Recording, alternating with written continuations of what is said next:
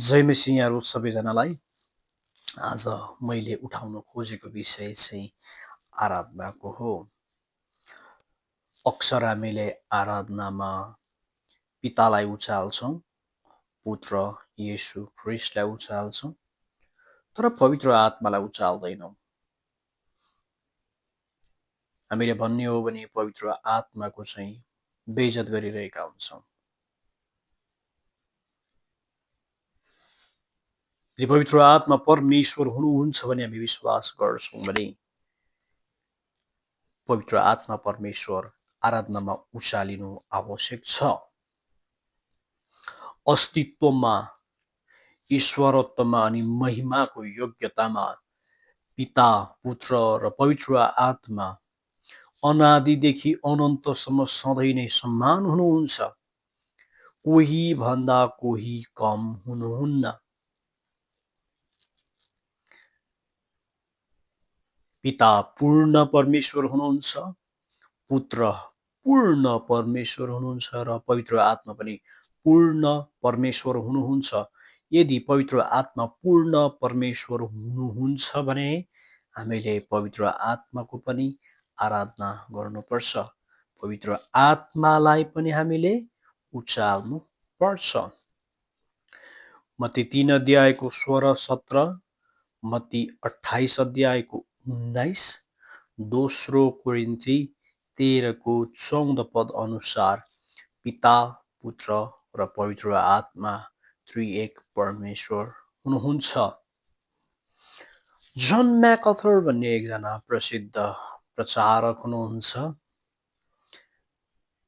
पवित्र आत्मालाई आराधनामा गरिने सम्बोधनको विषयमा उहाँले यसरी भन्नुभएको छ कि पवित्र आत्मा चाहिँ आराधनामा बेइज्जत गरिएको परमेश्वर हुनुहुन्छ।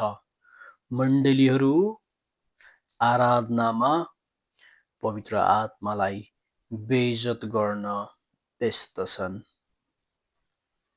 जुन परमेश्वरलाई उनीहरूले उचाल्नु पर्ने हो, जुन परमेश्वरलाई मण्डलीले आदर साथ उचाल्नु पर्ने हो, उनै पवित्र आत्मा परमेश्वरको बेइज्जत गर्न मण्डलीहरू व्यस्त छन्।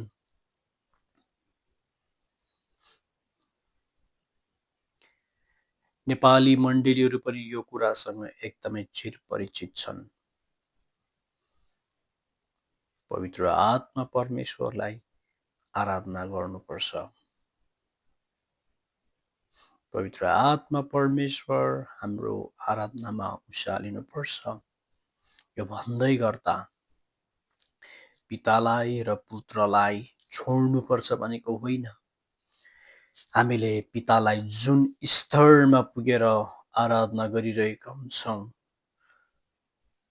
पुत्रलाई अनि पवित्र आत्मालाई पनि त्यही स्तरमा पुगेर हामीले आराधना गर्नुपर्ने हुँदछ।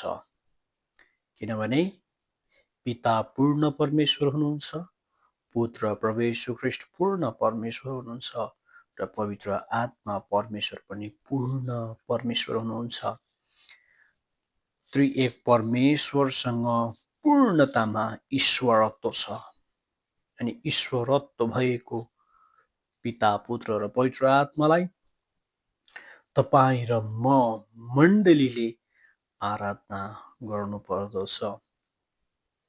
विडम्बनाको कुरा एउटा के हो भने पवित्र आत्मालाई आराधना गर्ने भजनहरू रचना हुन बन्द भइसकेको छ। अहिले पछिल्लो समयमा हामीले हेर्ने हो भने येशू केन्द्रित भजनहरू मात्रै रचना भइरहेको छ। पवित्र आत्मा उचालिनु आवश्यक छ।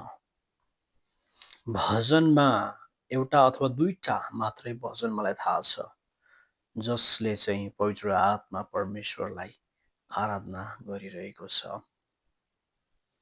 भजन लेख्नेहरू हामी छौं भने हामीले पवित्र आत्मालाई उचाल्ने भजनहरू पनि हामीले लेखौं। पवित्र आत्माको आदर हामीले गरौं। आजको विषय विशेष गरी पवित्र आत्मा परमेश्वर हुनुहुन्छ र पवित्र आत्मालाई हामीले पिता, र पुत्र समान आदर, भक्ति, आराधना, महिमा गर्नुपर्छ।